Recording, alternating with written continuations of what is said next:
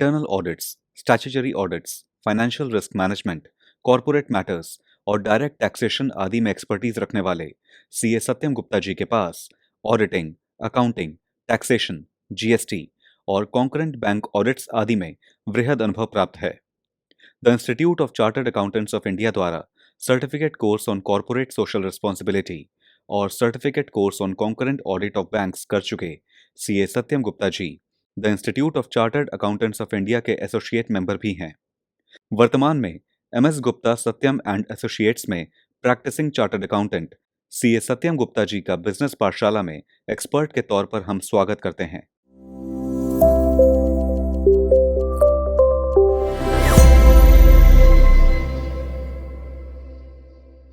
नमस्कार दोस्तों, मेरा नाम है सीए सत्यम गुप्ता और आज मैं आप सभी को बताऊंगा कंपनीज एक्ट 2013 के बारे में।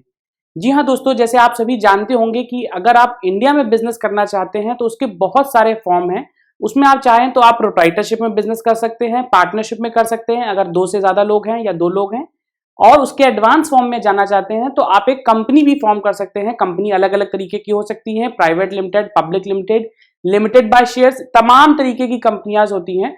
तो जो हमारा ये आज का सेशन रहने वाला है, ये बात करेगा कंपनीज एक्ट 2013 के बारे में। इसमें कुछ बहुत सारे एडवांस कॉन्सेप्ट आए हैं, कुछ नए कॉन्सेप्ट आए हैं, उन्हीं कॉन्सेप्ट के बारे में मैं आप सभी को बताऊंगा।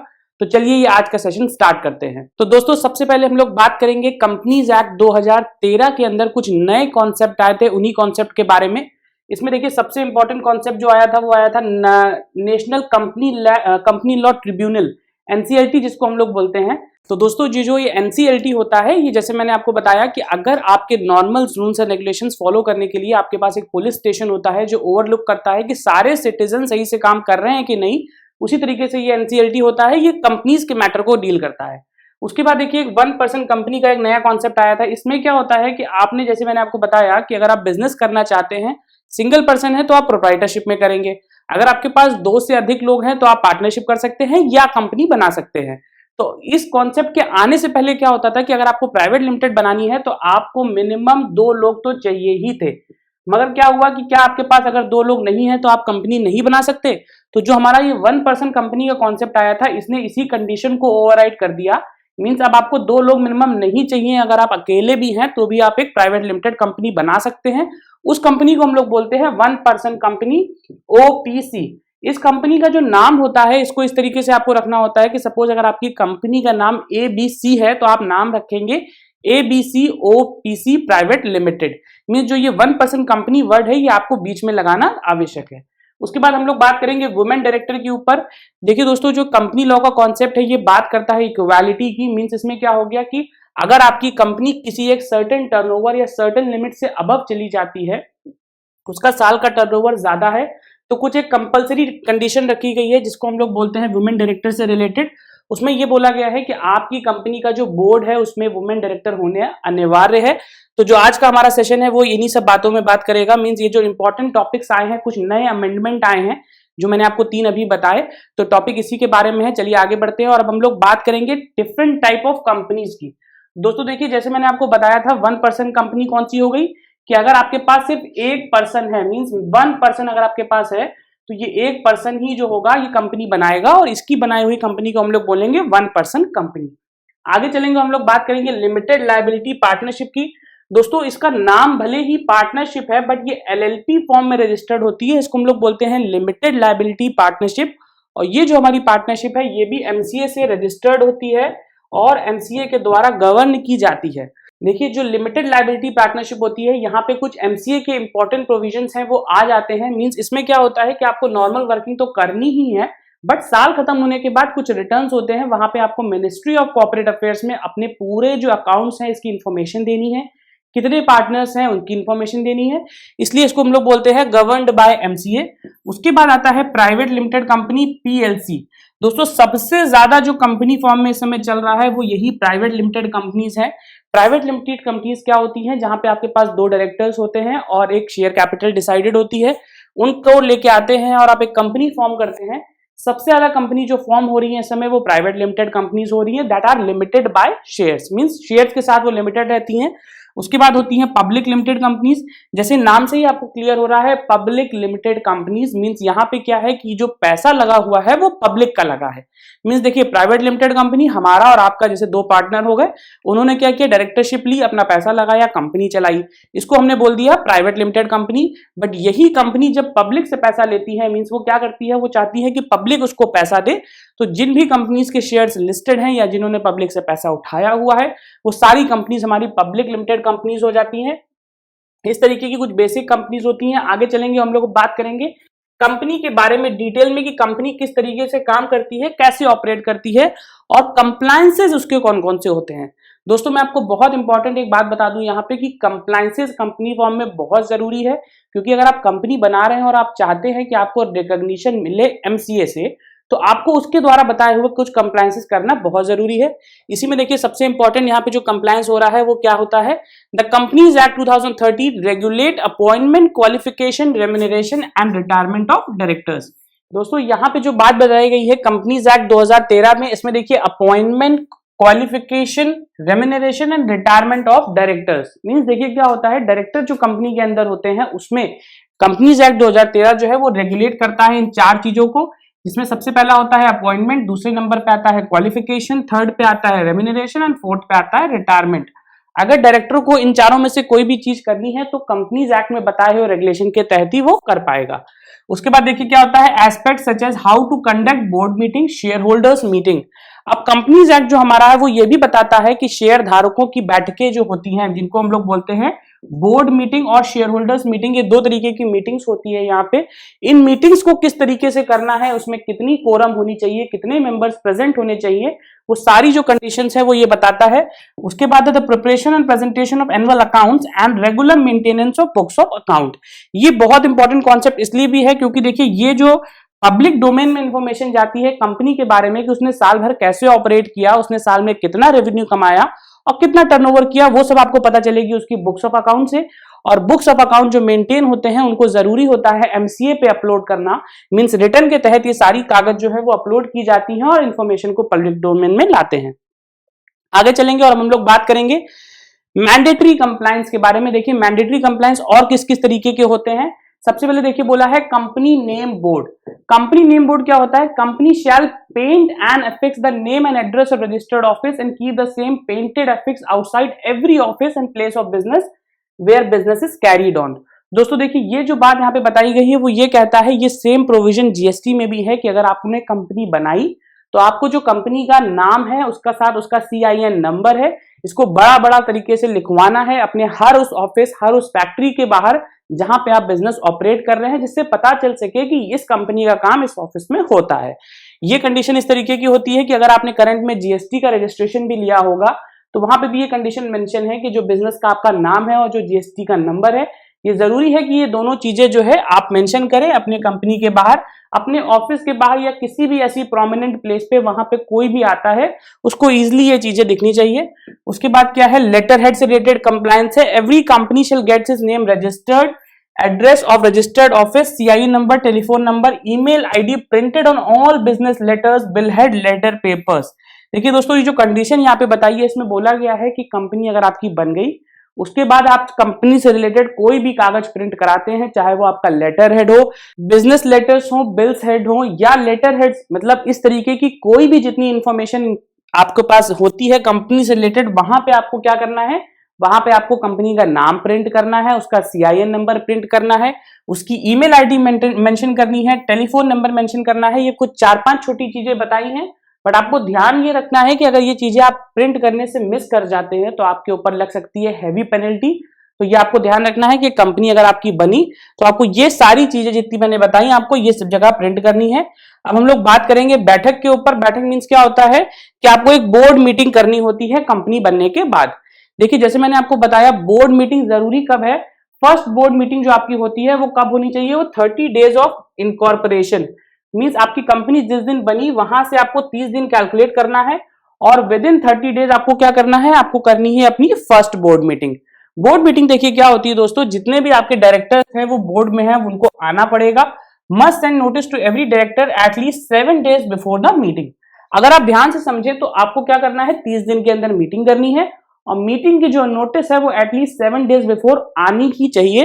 तो मींस क्या हो गया कि सपोज अगर आपकी कंपनी बनी है 1/1/2023 को, तो आपके पास 21 तक का समय है कि 21 तक आपको क्या करना है, यहां तक आपको नोटिस दे देनी है हर डायरेक्टर को, क्योंकि हम मीटिंग करेंगे। लास्ट डेट जो हमारी मीटिंग की हो सकती है वो रहेगी 30 तारीख। तो अगर ध्यान से यहां से देखें तो 30 तारीख जो है हमारी लास्ट डेट रहेगी। तो अगर आप मीटिंग पहले करना चाहते हैं तो आपको नोटिस उससे और 7 दिन पहले देनी पड़ेगी। उसके बाद देखिए क्या है, सब्सिक्वेंट बोर्ड मीटिंग। ये तो आपने पहली बोर्ड मीटिंग कर ली जो कि आपने 30 दिन के अंदर करी। उसके बाद क्या होता है, before 4 meetings to be held every year with not more than 120 days gap between 2 board meeting. अभी देखिए क्या बोला है, एक बोर्ड मीटिंग आपकी हो गई। उसके बाद आपको क्या करना है, जब आप कंपनी ऑपरेट कर रहे हैं तो आपको उसमें हर साल मिनिमम 4 बोर्ड मीटिंग तो करनी ही है। अब इस बोर्ड मीटिंग में आप करेंगे क्या, इस बोर्ड मीटिंग में आप कंपनी किस तरीके से संचालन उसका हो रहा है, किस तरीके से ऑपरेट हो रही है, यह बातें आप डिस्कस करेंगे। और ये जो बोर्ड मीटिंग है ये आपके 2 बोर्ड मीटिंग के बीच में 120 दिन का गैप नहीं होना चाहिए। मींस सपोज अगर आपने एक बोर्ड मीटिंग करी है अप्रैल के अंदर, 120 दिन बोला गया, मींस आप रफली ले सकते हैं 4 महीने का समय। आपके पास टोटल 12 महीने होते हैं, तो आइडियली देखा जाए तो आपको हर तीसरे महीने एक बोर्ड मीटिंग कर लेनी चाहिए, जिससे कि आपकी साल में 4 बोर्ड मीटिंग हो जाएंगी। बट किसी कारणवश अगर आपकी 2 बोर्ड मीटिंग नहीं हो पाती तो आपको ध्यान ये रखना है कि 120 दिन का समय नहीं पार होना चाहिए किसी भी 2 बोर्ड मीटिंग के बीच में। तो आप आइडियली जैसे भी आपके 90 दिन निकलते हैं वैसे आपको एक बोर्ड मीटिंग करनी होगी, क्योंकि 90 से 120 दिन मींस लास्ट के 4th मंथ में आप ये मीटिंग कर सकते हैं। आगे देखिए बोला गया है कि स्मॉल कंपनी का जो होता है इसमें sufficient to conduct only 2 board meetings in a year. जो हमारी स्मॉल कंपनीज होती हैं वहां पे हम क्या कर सकते हैं, वहां पे मिनिमम हम 2 बोर्ड मीटिंग कर सकते हैं। 2 बोर्ड मीटिंग करके भी वो कंपनी ऑपरेट रहेगी और उसकी हम लोग कंप्लायंस पूरी मानेंगे। तो यहाँ पे ध्यान रखने वाली बात यह है कि जो हमारी स्मॉल कंपनी है वहां पे हमको 2 बोर्ड मीटिंग करनी है, और जो हमारी लार्ज स्केल कंपनी है वहां पे 4। आगे चलते हैं और अब हम लोग बात करेंगे कुछ और कंप्लायंसेस की। सबसे पहले देखिए बताया गया है issue of share certificate. The company is required to issue share certificate to subscribers of memorandum within 60 days of incorporation of company। Company बनने के 60 दिन के अंदर आपको क्या करना है, आपको यहाँ पे जो सब्सक्राइबर्स हैं उनको क्या करना है, उनको एक शेयर सर्टिफिकेट इशू करना है। और वो शेयर सर्टिफिकेट इशू करना इसलिए भी जरूरी है क्योंकि वो आपके शेयर्स के सब्सक्राइबर्स हैं। अगर सपोज कोई कंपनी 1 जनवरी को बनी और 1 जनवरी को बनने के साथ साथ क्या होता है कि कुछ डायरेक्टर्स ऐसे हैं जिन्होंने आपके शेयर्स लिए, तो उन कंपनी के जो डायरेक्टर्स होंगे उनका ये दायित्व होगा कि जितने भी शेयर होल्डर्स हैं उनको 60 दिन के अंदर वो सर्टिफिकेट दे दे। आगे चलेंगे और हम लोग बात करेंगे रेजिडेंट डायरेक्टर के ऊपर। Every company which is required to appoint at least 1 director who has stayed in India for total prescribe period of not less than 182 days. दोस्तों देखिए ये जो 182 डेज की बात बताई गई है ये आती है इनकम टैक्स के अंदर से। इनकम टैक्स जो एक्ट है वो हमारा ये बोलता है कि कोई भी व्यक्ति जो भारत में 180 मींस 181 डेज से ऊपर रहा हुआ है उसको हम लोग बोलते हैं रेजिडेंट। तो जो रेजिडेंट डायरेक्टर की कंडीशन है वो ये बोलती है कि हर कंपनी में एक डायरेक्टर ऐसा होना चाहिए जो कि रेजिडेंट हो, मींस वो इंडिया में रहता हो, उसने इंडिया में रह के अपनी कमाई करी हो। ऐसा नहीं है कि कंपनी आपने बना दी और सारे डायरेक्टर्स आपके बाहर रहते हैं। तो ये जो कंप्लायंस की कंडीशन है एटलीस्ट मिनिमम 1 रेजिडेंट डायरेक्टर की ये भी फुलफिल होनी चाहिए। तो ये शेयर सर्टिफिकेट की बात मैंने आपको बताई, उसके बाद मैंने बात करी रेजिडेंट डायरेक्टर की। चलिए दोस्तों आगे बढ़ते हैं और अब हम लोग बात करेंगे alteration in memorandum and article of association. दोस्तों यहाँ पे जो दो टर्म्स लिखे हुए हैं एमओए और एओए, ये दोनों टर्म्स बात क्या करते हैं कि जो आपके आर्टिकल ऑफ एसोसिएशन और मेमोरेंडम ऑफ एसोसिएशन है, इन दोनों के अगर आपके अंदर कोई भी ऑल्टरेशन होता है, मींस इसके अंदर कोई कंडीशंस बताई गई हैं, उन कंडीशंस के अंदर अगर कोई भी ऑल्टरेशन हो रहा है तो वो ऑल्टरेशन आपको क्या करना है, उसकी आपको एक कॉपी बनानी है और रजिस्ट्रार के ऑफिस में फाइल करना है उस ऑल्टर्ड कॉपी की और प्लस मीटिंग की नोटिस की। अगर आपने कोई भी ऑल्टरेशन किया है तो उस ऑल्टरेशन को आपको रजिस्ट्रार ऑफिस में रजिस्टर कराना है। उसके लिए आपको समय मिलता है 60 डेज का। बट यहाँ पे अगर आप देखेंगे तो आपको करना क्या है कि आपको मीटिंग करनी है। मीन्स अगर आप आर्टिकल ऑल्टर करना चाहते हैं तो उसके लिए आप मीटिंग करिए। मीटिंग करने के लिए आपको नोटिस करनी पड़ेगी। तो सबसे पहले क्या हुआ है कि आपको क्या क्या डॉक्यूमेंट्स देने हैं, एक ऑल्टर्ड आर्टिकल की कॉपी देनी है, उसके बाद मीटिंग की नोटिस की कॉपी देनी है जिस मीटिंग में आपने ये नोटिस की दिया होगा कि आप मीटिंग करना चाहते हैं आर्टिकल अमेंड करने के लिए, and special resolution with in 30 days of passing special resolution. एक स्पेशल रेजोल्यूशन पास होती है जहां पे ये बताया जाता है कि आप अपना आर्टिकल जो है इसको अमेंड करना चाहते हैं। तो जिस दिन ये रेजोल्यूशन पास हुई उसके 30 दिन के अंदर आपको ये सारे पेपर्स रजिस्ट्रार ऑफिस में देने हैं। तभी जो है आपका आर्टिकल जो है अमेंडेड माना जाएगा। उसके बाद देखिए प्रोविजंस रिलेटेड टू डिन, यहाँ पे डिन से रिलेटेड कुछ प्रोविजंस की बात बोली गई है। For every individual intending to be appointed as a director shall make an electronic application in the form DIR2, DIR3 to central government for allotment of DIN। दोस्तों देखिए यहाँ पे क्या है, DIR3 एक फॉर्म होता है, इसके बारे में बताया गया है। ये फॉर्म किस लिए आवश्यक है? अगर आपकी कंपनी बन गई, उसके बाद कोई बाहरी पर्सन आता है, वो चाहता है कि उसको आपकी कंपनी में बनना है डायरेक्टर, तो इंपॉर्टेंट कंडीशन क्या है कि अगर वो डायरेक्टर बनना चाहता है तो उसको क्या करना पड़ेगा, उसको इलेक्ट्रॉनिक एक DIR3 का फॉर्म फिल करना है। उस फॉर्म फिल करने के माध्यम से उसको मिलेगा एक DIN नंबर। जब उसके पास वो DIN नंबर आ जाएगा तभी वो आपकी कंपनी में डायरेक्टर बन सकता है। तो अगर कोई भी पर्सन आपकी कंपनी में डायरेक्टर बनने का इच्छुक है तो सबसे पहले आपको उसको दिलाना पड़ेगा DIN नंबर, और उसके बाद ही वो कंपनी में डायरेक्टर के लिए अप्लाई कर पाएगा। चलिए दोस्तों आगे बढ़ते हैं और हम लोग बात करेंगे कुछ और मैंडेटरी कंप्लायंसेस की। अभी तक दोस्तों देखिए मैंने जो आपको कंप्लायंसेस बताए हैं वो सारे कंप्लायंसेस आपको इंटरनली करने हैं। मींस क्या है, जैसे मैंने आपको वुमेन डायरेक्टर के बारे में बताया तो आपको एक वुमेन डायरेक्टर अपॉइंट करनी है। मैंने आपको डिन के लिए बताया, तो अगर आप किसी को नए डायरेक्टर को लाना चाहते हैं तो उसको आपको डिन अलॉट कराना है। अब मैं जो आपको कंप्लायंसेस बताने जा रहा हूं ये सारे वो कंप्लायंसेस हैं जो कंप्लायंसेस आपको क्या करने हैं, आपको MCA को नोटिफाई करना है, उनको किन किन फॉर्म्स में नोटिफाई करना है और कितना टाइम पीरियड होता है, ये सब बात करेंगे। तो जल्दी से इसको समझते हैं। देखिए सबसे पहले यहाँ पे लिखा है ADT1। तो दोस्तों ADT1 जो फॉर्म होता है ये हमारा होता है अपॉइंटमेंट ऑफ ऑडिटर के बारे में। आपको 15 दिन फ्रॉम कंक्लूजन ऑफ AGM खत्म होने के 15 दिन के अंदर आपको जो ऑडिटर आपने अपॉइंट किया है AGM के अंदर उसको इंटीमेट करना है MCA को। वो किस फॉर्म के माध्यम से करेंगे, वो आप करेंगे ADT1 के माध्यम से। उसके बाद है AOC4 and AOC CFS4। Means ये जो दोनों फॉर्म्स होते हैं हमारे, ये कंसोलिडेटेड फाइनेंशियल स्टेटमेंट्स के लिए होते हैं। यहाँ पे क्या होता है, एनुअल फाइलिंग की जाती है अकाउंट्स की। कोई भी कंपनी है उसने अगर अपनी एनुअल बुक्स ऑफ अकाउंट्स बनाए हुए हैं तो वो एनुअल बुक्स ऑफ अकाउंट को फाइल करता है, और फाइल करने के लिए उसको चाहिए AOC4।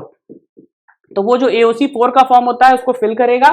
इसकी टाइम पीरियड क्या होता है, 30 days from the conclusion of AGM in the case of OPC, 180 days from the conclusion of AGM। अभी देखिए क्या होता है 30 days from the conclusion of AGM, ये इसलिए बोला गया क्योंकि अगर आपकी AGM 30 सितंबर को होती है तो 30 दिन के अंदर आपको ये फॉर्म जो है वो MCA को अपलोड कर ही देना है। तो आइडियली क्या होता है, जिस दिन आपकी AGM हुई उस दिन आपने सारा फॉर्म प्रिपेयर कर लिया और आप चाहें तो उसके बाद तुरंत भी इसको अपलोड कर सकते हैं, बट 30 दिन के अंदर अगर आपने अपलोड नहीं किया तो आपको देनी पड़ेगी पेनल्टी। उसके बाद देखिए होता है MGT7। MGT7 किस लिए होता है, ये कंपनी के एनुअल रिटर्न फाइल करता है। इसमें क्या होता है, 60 days from the conclusion of AGM from MGT8 of a company having a turnover of 50 crore और more shall be certified by a practising CS। आपको जो MGT7 का फॉर्म होता है ये 60 दिन के अंदर अपलोड करना है। जिस दिन आपकी AGM हुई वहां से 60 दिन के अंदर आपको इसको अपलोड करना है, और अपलोड करने के बाद क्या करना है, अगर आपकी कंपनी का टर्नओवर 50 करोड़ से ऊपर का है तो आपको एक प्रैक्टिसिंग CS से भी इसको सर्टिफाई कराना है। अब देखिए लास्ट में बोला है it is mandatory for every company to hold AGM in every calendar year. Companies are required to hold their AGM within a particular period of 6 months from the date of closing of financial year. दोस्तों यहाँ पे मैं आपको एक important बात बता दूं कि हर कंपनी को अपनी AGM तो करनी ही करनी है। उसका टाइम पीरियड क्या होता है, जिस भी साल में आपका फाइनेंशियल ईयर कंप्लीट हो रहा है, मींस अगर मार्च में आपका ईयर कंप्लीट होता है तो वहां से लेके आपको 6 महीने का समय दिया जाता है, जिसको हम लोग बोलते हैं 180 डेज, 6 मंथ्स का टाइम आपको मिलता है। उसके अंदर आपको AGM करनी ही करनी है। तो ये होगा कुछ इंपॉर्टेंट कंप्लायंसेस जिनको आपको बताना है। आगे बढ़ते हैं हम लोग बात करेंगे इवेंट बेस्ड कंप्लायंसेस की। दोस्तों ये इवेंट बेस्ड कंप्लायंसेस वो होते हैं कि जरूरी नहीं है कि हर कंपनी को ये काम करना ही करना है, बट आपकी कंपनी में अगर इसमें से कोई भी इवेंट होता है तो आपको उसका कंप्लायंस करना पड़ेगा। देखिए सबसे पहले होता है चेंज इन डायरेक्टर्स। अगर आपकी कंपनी में डायरेक्टर्स बदलते हैं तो उसके लिए DIR12 का फॉर्म जाता है, और ये फॉर्म कब जाता है, 30 डेज ऑफ चेंज, 30 दिन के अंदर आपको ये फॉर्म इंटीमेट करना ही है। उसके बाद देखिए होता है increase in authorise share capital. अगर आपकी कंपनी की ऑथराइज शेयर कैपिटल बढ़ रही है तो उस केस में आपको SF7 का एक फॉर्म होता है, ये भी 30 डेज के अंदर जो आपने OR पास किया होगा, मींस ऑर्डिनरी रेजोल्यूशन जो आपने पास किया है, उस ऑर्डिनरी रेजोल्यूशन के 30 डेज के अंदर आपको ये फॉर्म जो है ये अपलोड करना है। उसके बाद है इंक्रीज इन पेड अप शेयर कैपिटल। अगर आप अपनी कंपनी की पेड अप शेयर कैपिटल बढ़ाना चाहते हैं तो इसके लिए PAS3 का एक फॉर्म होता है। ये form within 15 days from the date of allotment जो है ये आपको फॉर्म को प्रोसेस करना है। उसके बाद देखिए होता है चेंज इन रजिस्टर्ड ऑफिस। अगर आप अपना रजिस्टर्ड ऑफिस बदलना चाहते हैं तो उसके लिए INC22 का एक फॉर्म होता है। इस INC22 के फॉर्म को आपको क्या करना है, आपको अगर रजिस्टर्ड ऑफिस आप चेंज कर रहे हैं तो ये प्रोसेस कराना है। Within 15 days from the date of such change. 15 दिन के अंदर आपको इसको इंटीमेट करना है। उसके बाद आता है चेंज इन सिक्योर्ड बोरोइंग्स। अगर कोई सिक्योर्ड बोरोइंग्स के तहत आपको चेंज करते हैं तो वहां पे आपको CHG1 का एक फॉर्म होता है, इसको भी आपको MCA को नोटिफाई करना है। इसके लिए टाइम पीरियड क्या है? All types of charges with in 30 days of its creation. तो आइडियली आप देखेंगे तो हर जगह आपको मिलेगा 30 दिन 30 दिन 30 दिन, इन दोनों को छोड़ के बाकी सब जगह 30 दिन का समय बताया गया। उसके बाद है change of name of company.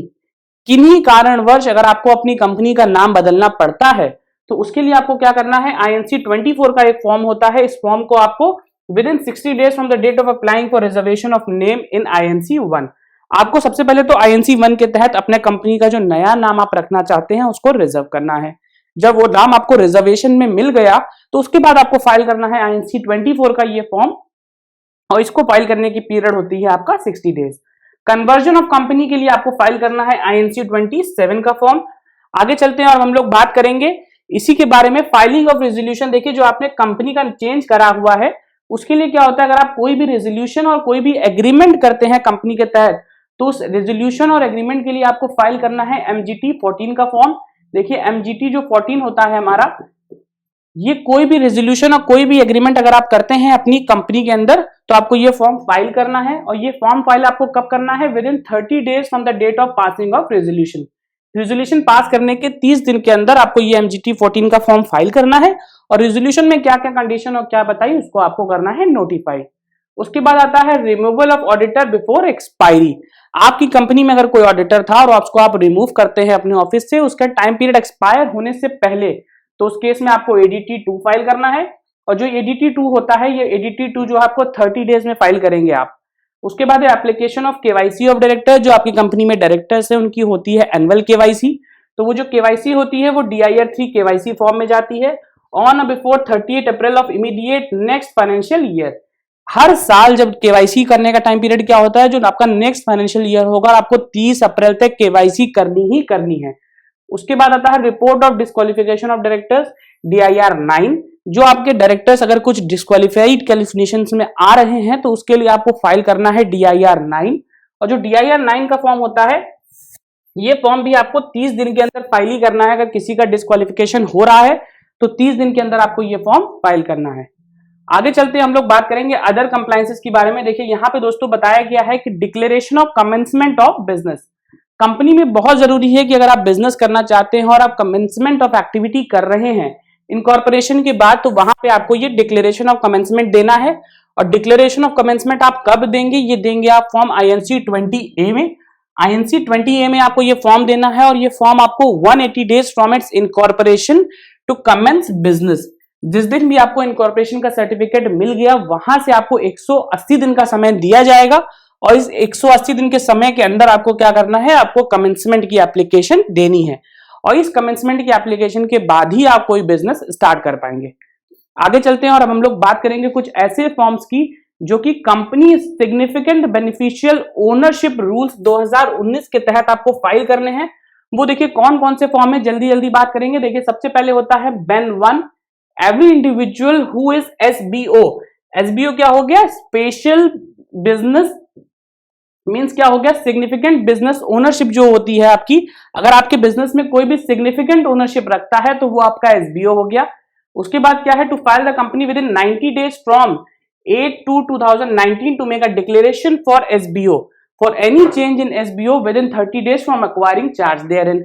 आपकी कंपनी में जो भी सिग्निफिकेंट बेनिफिशियल ओनरशिप होल्ड करता है इसको हम लोग बोलते हैं SBO। कोई भी SBO होगा उसके पास अगर इसका राइट आता है तो 30 दिन के उसको अंदर उसको बेन 1 फॉर्म करना है।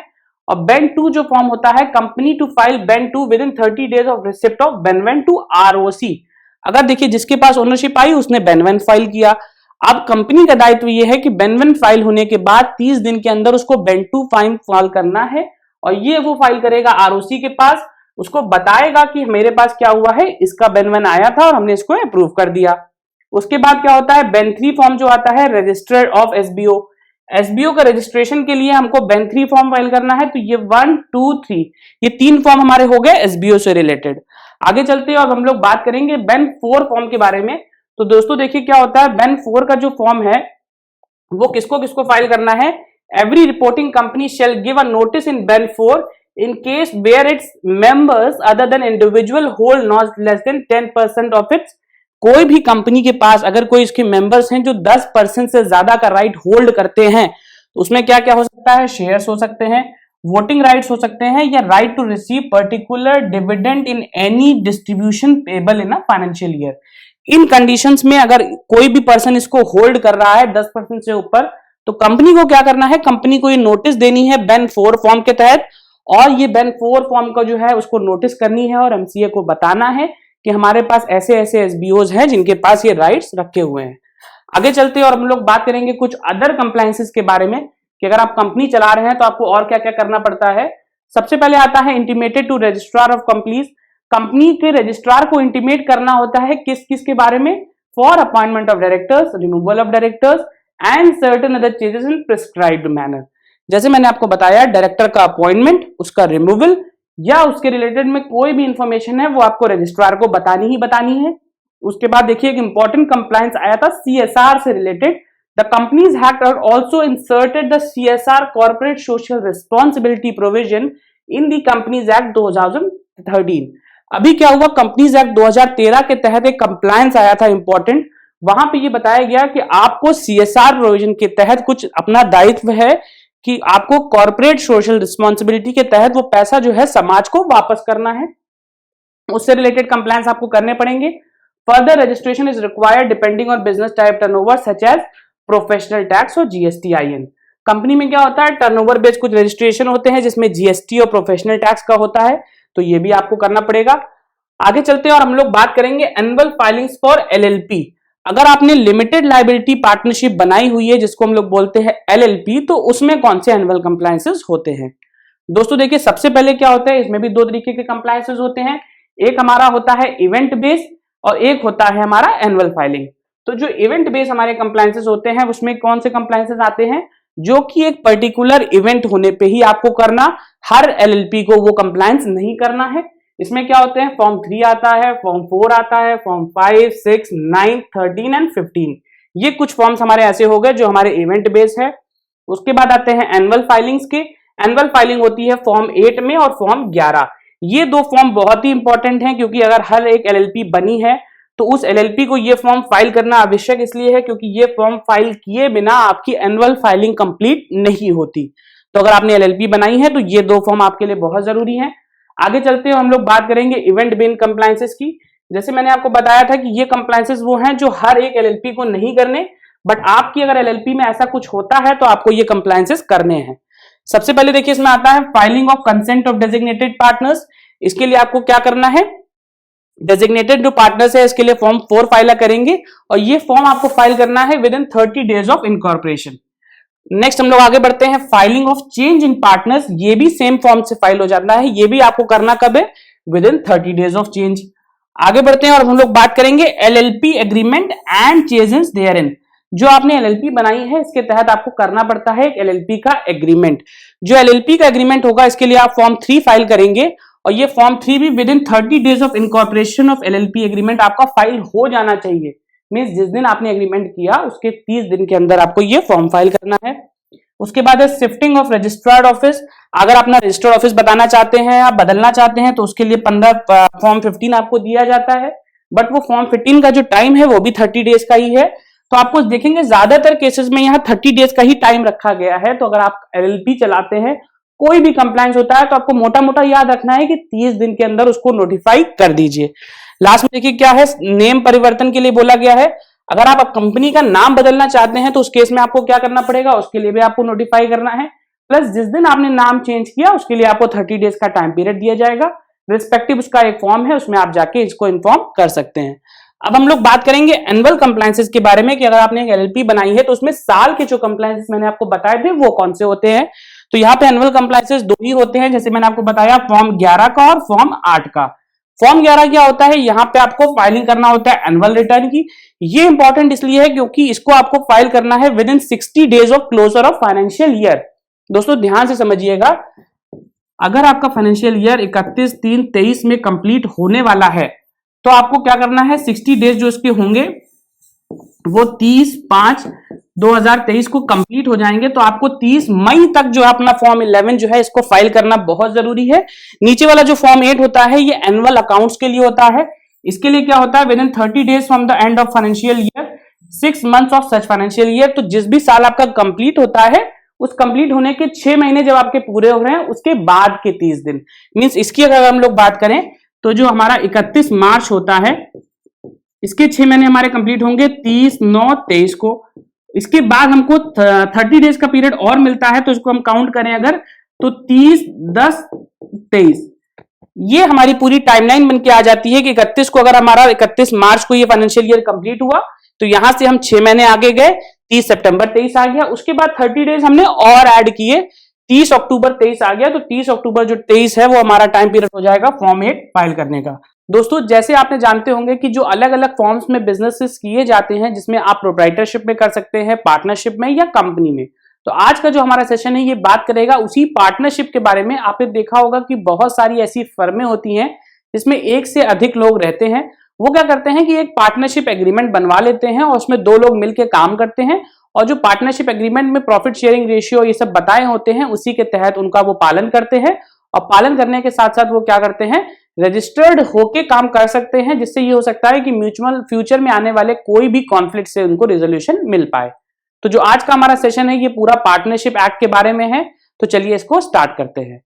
सबसे पहले देखिए दोस्तों, मैं आपको बताने जा रहा हूं पार्टनरशिप एक्ट की मीनिंग। देखिए क्या होती है, मींस अगर आप पार्टनरशिप में बिजनेस करना चाहते हैं तो उसका क्या मतलब है। देखिए सबसे पहले बताया गया है यहाँ पे साझेदारी को फर्म में काम करने का सबसे बड़ा लाभ ले जाने के लिए बाध्य किया जाता है। अब इसमें देखिए क्या हुआ, यहाँ पे 2 कंडीशंस बताई गई हैं। सबसे इंपॉर्टेंट ये है कि साझेदारी 2 या 2 से अधिक लोगों के बीच में एक समझौता है। 2 या 2 से अधिक लोग के बीच में एक समझौता है, इसका मीन्स क्या है कि आपको मिनिमम 2 लोग तो चाहिए ही चाहिए। अगर आपके पास 2 लोग होंगे तभी आप इसको कर पाएंगे, जिसमें भी उन सभी के द्वारा एक साथ किया गया व्यवसाय के मुनाफे को साझा करने के लिए सहमति हुई है। अभी क्या है कि 2 लोग जब साथ में आते हैं और वो ये डिसाइड करते हैं कि हम साथ में बिजनेस करेंगे, और साथ में बिजनेस करने के साथ साथ वो ये भी डिसाइड करते हैं कि जो हमारे प्रॉफिट और लॉसेस होंगे उनको हम लोग साथ में बियर करेंगे, तो इसको हम लोग बोलते हैं म्यूचुअल कंसेंट और पार्टनरशिप। यहाँ पे क्या होता है, अगर ऐसी सहमति बनी हुई है इसलिए उन्हीं कंडीशंस के लिए वो कार्य करते हैं। तो ये हमारा मोटे मोटे कुछ ऐसे कंडीशंस हैं कि इनको हम पार्टनरशिप मान सकते हैं। देखिए यहाँ बताया गया केवल अन्य सभी भागीदारों फर्म के प्रभावित करने वाली सभी चीजों की पूर्ण जानकारी देने के लिए भी बाध्य होता है। ये जो है ये कंडीशंस के बारे में बात करता है कि अगर आप किसी भी पार्टनरशिप फर्म में हैं तो आपको सारे कंप्लायंसेस करने हैं, प्लस उससे रिलेटेड जितनी भी जानकारी है वो आपको सारे पार्टनर्स को डिस्ट्रीब्यूट करनी है, किसी को भी अंधेरे में नहीं रखना। देखिए आगे आप चलेंगे तो कुछ बात और समझेंगे इन्हीं कंडीशंस के बारे में। देखिए साझेदारी में प्रवेश करने वाले लोगों को अलग से साझेदारी और सम्मुख रूप से एक फर्म कहा जाता है। जैसे मैंने आपको स्टार्टिंग में बताया कि अगर आप एक फर्म बनाते हैं तो उस फर्म में क्या होता है कि हो सकता है एक से अधिक भी लोग हों। उसके बाद आगे देखेंगे तो साझेदारी की परिभाषा में 3 तत्व होते हैं। सबसे पहले क्या होता है, सभी संबंधित व्यक्तित्वों द्वारा एक समझौता किया जाना, मींस जितने भी इनके रिलेटेड पार्टीज होती हैं वो एक एग्रीमेंट करते हैं जिसको हम लोग बोलते हैं समझौता। उसके बाद क्या है, समझौता के लिए व्यापार के लाभ का हिस्सा होना चाहिए। अब वो तभी पार्टनरशिप सक्सेसफुल है जहां पे होता है प्रॉफिट शेयरिंग रेशियो, कि अगर आपको प्रॉफिट हुआ तो वो 2 पार्ट में डिवाइड होगा ही होगा। उसके बाद क्या है, व्यवसाय से सभी संबंधित व्यक्तियों में से किसी एक के द्वारा ही चलाया जाना चाहिए। क्या जो हमारा बिजनेस है वो सारे लोग मिलके चलाएंगे या सब में से कोई एक पार्टी चलाएगी, वो भी यहां डिसाइड किया जाता है। आगे चलेंगे और हम लोग बात करेंगे मीनिंग के बारे में। जो पार्टनरशिप होती है उसमें हम लोग किस तरीके से उसको ऑपरेट कर सकते हैं। तो यहाँ पे कुछ इंपॉर्टेंट कंडीशन देखिए, मैंने आपको वैसे पहले बताई कि 2 या 2 से अधिक लोगों का होना आवश्यक है, 2 और मोर पर्सन। ये कंडीशंस क्लियर हो गई। उसके बाद आती है obligation to carry work for a firm for greatest advantage to provide true accounts, complete information for all thing affecting firm. ये मैंने आपको जैसे बताया था स्टार्टिंग में कि आपको करना क्या है, जो भी बिजनेस से रिलेटेड इंफॉर्मेशन है इसको सभी के साथ साझा करना है और टोटल आपको काम करना है अपनी फर्म की ग्रोथ के लिए। यहां पे देखिए बताया गया है people who have entered into partnership are called partners and collectively are known as firms. ये बात मैंने आपको बता दी। उसके बाद देखिए इस फर्म को हम लोग चलाते कैसे हैं, यहाँ पे कुछ कंडीशंस बताई गई थी कि इसमें 3 कंडीशंस होती हैं। सबसे पहले क्या होता है, एग्रीमेंट किया जाता है। एग्रीमेंट में प्रॉफिट के बारे में बताया जाता है और ये बोला जाता है कि बिजनेस जो करेंगे उसका जो प्रॉफिट है वो सारे पार्टनर्स आपस में डिस्ट्रीब्यूट करेंगे। आगे चलते हैं और हम लोग बात करेंगे कुछ अलग अलग कंप्लायंसेस की, कि अगर आपने पार्टनरशिप फर्म बनाई हुई है तो यहाँ पे कंप्लायंसेस कौन से होते हैं। देखिए, सबसे पहले हमारा आता है 1 वर्ष की सीमा के साथ फॉर्म ए जो है ये हम लोग फाइल करते हैं रजिस्ट्रेशन के लिए, कि मिनिमम इतने पीरियड के लिए हमारी फर्म रजिस्टर्ड हो रही है। उसके बाद क्या होता है, 90 डेज की समय सीमा के साथ फॉर्म 2 जो है हम लोग फाइल करते हैं। इसमें फर्म का नाम, प्रिंसिपल प्लेस या व्यवसाय की प्रकृति में परिवर्तन अगर हमको करना है तो हमको 90 दिन के अंदर वो जो ये फॉर्म है इसको फाइल करना है। उसके बाद क्या है, 90 दिन की समय सीमा के साथ फॉर्म 3 फाइल करना है अगर हम शाखाओं को बंद करना या खोलना चाहते हैं। मींस अगर आप अपनी नई एक ब्रांच बनाना चाहते हैं या एग्जिस्टिंग ब्रांच को खत्म करना चाहते हैं तो हमको 90 दिन के अंदर ये कार्य करना ही करना है। आगे चलते हैं और हम लोग अब बात करेंगे अदर कंप्लायंसेस की। यहाँ पे क्या होता है, 90 दिन की समय सीमा के साथ आपको फॉर्म 4 देना होता है। फॉर्म 4 किस लिए होता है, भागीदारी का नाम पता में अगर हम परिवर्तन करना चाहते हैं किसी भी अपने पार्टनर का तो हमको इसको 90 दिन के अंदर डिस्क्लोज करना है। उसके बाद क्या है, संविधान में परिवर्तन करना चाहते हैं, अगर अपने फर्म के कॉन्स्टिट्यूशन में हम कोई चेंज कर रहे हैं तो उसको हमको 90 दिन के अंदर परिवर्तन करना है फॉर्म 5 के साथ साथ, और फॉर्म 5 को हमको अपलोड करना है अपने पोर्टल पे। उसके बाद क्या होता है, जब एक नाबालिग बालिग हो जाता है और 90 दिन की समय सीमा के साथ एक फॉर्म 6 में भागीदारी बनाने के लिए या इसका चुनाव करते हैं तो इसके लिए हम फॉर्म 6 फाइल करते हैं। फॉर्म 6 जो होता है इसको भी हमको 90 डेज के अंदर फाइल करना होता है, और जब 90 दिन के अंदर हमने ये फॉर्म फाइल कर दिया तो हमको माना जाता है कि जो हमारी कंप्लायंसेस थी वो यहाँ पे कंप्लीट हो गई। आगे चलते हैं और हम लोग बात करेंगे कुछ और कंप्लायंसेस के बारे में। देखिए, यहाँ पे जो मैंने आपको सारी बातें बताई थी वो दोबारा से एक बार आप सुन लीजिए। फॉर्म 1 जो हो गया, हमको इसको हम लोग फाइल करते हैं फर्स्ट ईयर के साथ। उसके बाद प्रिंसिपल फॉर्म के लिए हम लोग फाइल करते हैं फॉर्म 2। ओपनिंग और क्लोजिंग ऑफ ब्रांच के लिए हम लोग फाइल करते हैं फॉर्म 3, ये होता है 90 डेज का। चेंज ऑफ रजिस्ट्रेशन के साथ में हम लोग फाइल करते हैं फॉर्म 4, इसमें हम लोग नेम और एड्रेस ऑफ पार्टनर चेंज करते हैं। कॉन्स्टिट्यूशन के लिए हम लोग फाइल करते हैं फॉर्म 5, और लास्ट में अगर कोई माइनर जो है वो मेजर बन जाता है तो इसके लिए हम लोग फाइल करते हैं फॉर्म 6, और ये 90 डेज में फाइल होना चाहिए। तो दोस्तों, अभी तक मैंने आपको जो भी कुछ बताया वो पार्टनरशिप से रिलेटेड जितने भी कंप्लायंसेस थे वो सारे उसमें कवर्ड हो गए। बट यहाँ पे आपको ध्यान रखने वाली बात एक ये भी है कि पार्टनरशिप फॉर्म में बिजनेस अगर आप कर रहे हैं तो इसमें क्या होता है कि बहुत बार देखा गया है कि 2 अननोन व्यक्ति आते हैं और वो अननोन व्यक्ति क्या करते हैं कि अनरजिस्टर्ड पार्टनरशिप में काम स्टार्ट कर देते हैं। तो जो हमारी अनरजिस्टर्ड पार्टनरशिप होती है उसमें क्या होता है, नॉर्मल सा स्टैम्प पेपर लेके आते हैं, उस पर एक डीड बनाते हैं, उसकी डीड के बेसिस पे वो अपना जीएसटी ले लेते हैं और बैंक में एक अकाउंट खोलते हैं, और बैंक अकाउंट और जीएसटी लगा के वो अपना बिजनेस स्टार्ट कर देते हैं। बस दोस्तों, आपको ध्यान रखने वाली बात यहाँ पे ये है कि अगर आप चाहते हैं कि आपका बिजनेस लॉन्ग रन में तरक्की करे और इसको आप बड़े स्केल पे ले जाना चाहते हैं तो कभी भी आपको इस अनरजिस्टर्ड पार्टनरशिप से बचना चाहिए। क्योंकि होगा क्या कि अगर फ्यूचर में आने वाले कोई भी कंप्लायंसेस होंगे या कोई भी कॉम्प्लिकेशंस आपके बिजनेस में आएंगी तो ये अनरजिस्टर्ड पार्टनरशिप आपकी मदद नहीं कर सकता। तो आपको करना क्या है कि अगर आप पार्टनरशिप में बिजनेस करना चाहते हैं तो प्रॉपर इसका एक रजिस्ट्रेशन होता है आपके रजिस्ट्रार ऑफिस से, वहां जाइए, अपनी रजिस्ट्रेशन फीस डिपॉजिट करिए और अपनी डीड को वहां पे प्रॉपरली रजिस्टर्ड करवाइए। जितने पार्टनर होंगे उनको वहां जाना पड़ेगा, वो बैठ के अपना सामने अंगूठा लगा के फोटो खींच के उसको रजिस्ट्रेशन कराएंगे। उसके बाद इसको अगर आप एडवांस फॉर्म में और करना चाहते हैं तो आप क्या कर सकते हैं, आप एक एलएलपी फॉर्म कर सकते हैं।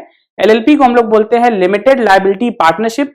तो जो एलएलपी फॉर्म में बिजनेसेस होते हैं हमारे, ये एमसीए से गवर्नड होते हैं। मींस क्या होता है, इसमें आपको करना ये होता है कि आपको एमसीए से रिलेटेड कंप्लायंसेस के लिए आपको एक प्रोफेशनल के पास जाना है, उसको आपको ये बताना है कि आप लिमिटेड लायबिलिटी पार्टनरशिप बनाना चाहते हैं। तो वो आपको ये गाइड कर देगा कि आपको किस तरीके से नाम रखना है, किस तरीके के पास आपको कंप्लायंसेस के पेपर सबमिट करने हैं। तो अगर आप चाहें तो आप एलएलपी भी बना सकते हैं, मींस रजिस्टर्ड पार्टनरशिप अगर आप बना रहे हैं। तो अगर आप लेवल की बात करें तो सबसे नीचे हमारा आता है अनरजिस्टर्ड पार्टनरशिप। अनरजिस्टर्ड के ऊपर जब हम लोग बढ़ते हैं तो हम लोग उसको रजिस्टर्ड करा सकते हैं। उसके ऊपर जब हम एडवांस जाते हैं तो हम बना सकते हैं अपनी एलएलपी। एलएलपी जो होती है वो direct ministry of corporate affairs के साथ रजिस्टर्ड होती है, सारे कंप्लायंसेस उसके वहां से देखे जाते हैं। तो अगर आप फॉर्म्स ऑफ बिजनेस के बारे में बात करें तो अगर आप लार्जर स्केल पे काम करना चाहते हैं तो या तो आप एलएलपी बनाइए और अपनी पार्टनरशिप जो है इसको रजिस्टर्ड फॉर्म में ही आपको करना चाहिए। तो दोस्तों, अभी तक मैंने आपको जो बताया उसमें आपको पार्टनरशिप से रिलेटेड सारे कंप्लायंसेस बता दिए, सारे फॉर्म्स बता दिए। अभी आपको ध्यान में रखने वाली बात यह है कि मैंने आपको एक कॉन्सेप्ट बताया था अदर रजिस्ट्रेशन का, कि अगर आप पार्टनरशिप करते हैं तो आपको ध्यान में रखना है कि जो आपका नेचर ऑफ बिजनेस है उससे रिलेटेड कौन कौन से और कंप्लायंसेस हैं। सपोज अगर आपका टर्नओवर बेस्ड कंप्लायंस देखें तो वहां पे एक जीएसटी की लायबिलिटी आ गई, आपको वो जीएसटी का रजिस्ट्रेशन लेना है। अगर आप प्रोफेशनल का रजिस्ट्रेशन देखें तो आपको एक प्रोफेशनल फीस पे करके प्रोफेशनल का रजिस्ट्रेशन भी लेना होता है। उसके बाद अगर आपके पास ज्यादा एम्प्लॉय है तो आपको ईपीएफ ईआईसी का रजिस्ट्रेशन लेना है। अगर आप होटल इंडस्ट्री में है तो आपको फूड लाइसेंस लेना है। अगर आप होटल चलाते हैं जिसमें आप कमरे में रहने वाला तो उसके लिए आपको फायर का लाइसेंस लेना है। तो आपको सबसे पहले करना क्या है, किसी प्रोफेशनल से कंसल्ट करना है। जिस भी बिजनेस में फॉर्म में आप कंपनी या प्राइवेट लिमिटेड या अपनी पार्टनरशिप चला रहे हैं वो रजिस्ट्रेशन जितने भी उसके अफेक्टेड है सारे रजिस्ट्रेशन लेके अगर आप काम करेंगे तो आपका बिजनेस लॉन्ग रन में फ्लरिश करेगा और आप इसको बहुत ही ऊंचाइयों तक ले जा सकते हैं। तो दोस्तों इसी के साथ हमारा ये सेशन यहाँ पे आज एंड होता है। मैं आशा करता हूं मैंने आपको जितनी भी चीजें बताई वो सभी आपको बहुत अच्छे से समझ में आ गई होंगी। धन्यवाद।